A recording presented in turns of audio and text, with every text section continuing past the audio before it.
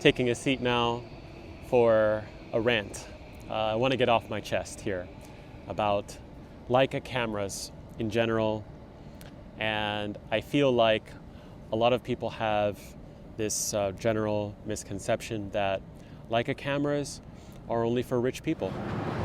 My other car is a Knock Deluxe.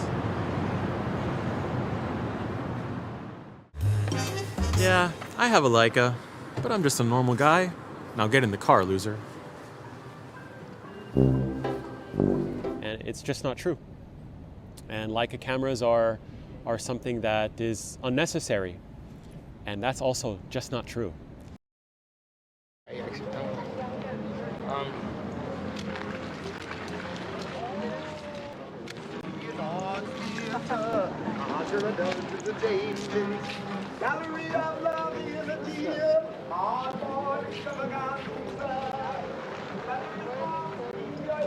You know, on the subject, I mean, I have a book out called The Animals. Call me the same as zoo photographer. I mean, the whole thing don't make any sense to me, you know? When it comes to Leica cameras, you really have to consider which camera you're talking about, because actually Leica makes a lot of cameras now these days, not just the M system cameras. In general, people, when they talk about Leica cameras, in general, they are talking about M cameras, but they also make the Q, Q2, the SL system, SL2, SL2S, TL, CL. You know, they're making so many cameras actually now these days. So you have to think about a Leica camera as which one fits your needs, fits who you are. And I think genuinely there are some people who do not need a Leica M camera specifically. And what they actually need is a Leica Q2 or a Leica QP or a Leica SL, if they want a Leica, right? If they want that like amazing German build quality, built by, you know, assembled by hand and all that kind of stuff. But I wanted to make a larger point with this review in that there are some photographers who really benefit from this, you know, Leica M system, and some photographers who do not benefit from it at all, should not be touching it at all. Cameras are like paintbrushes. Shit. The key takeaway I want you all to have is functionality. Functionality is everything. Build quality, sensor specs, ISO performance, all that kind of stuff. That stuff is good, that stuff matters too, but functionality is over everything else. And the rangefinder system is the first thing you have to think about. Do you want to focus with a rangefinder? Can you focus with a rangefinder? Is stopping down your lens to, you know, achieve wider depth of field? Is that something that you're after? Are you interested in zone focusing? If you're not interested in zone focusing, if you're not interested in shooting at F8, if you're not shooting to layer different subjects, if you're not going to be shooting with like a 28, a 35, a 50 millimeter lens, if you're going to be shooting more tighter with like a 75, 80, 5 millimeter lens, wider, like a 24 millimeter lens, honestly, if you love super wide and you love super tight, do not get a Leica M camera. Don't do it. It doesn't fit you, okay? Trust me.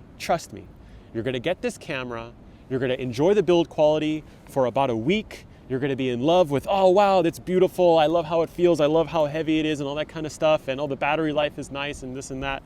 But then you're going to go out and you're going to shoot with it 2-3 times and you're going to realize, wow, this camera doesn't fit me. I just like the aesthetics, and that's not good enough. That's not good enough. Like a Steinway piano, like a Stradivari. Are you a real photographer? Are you like, do you care about your photos? You're trying to be like artistic with your photos?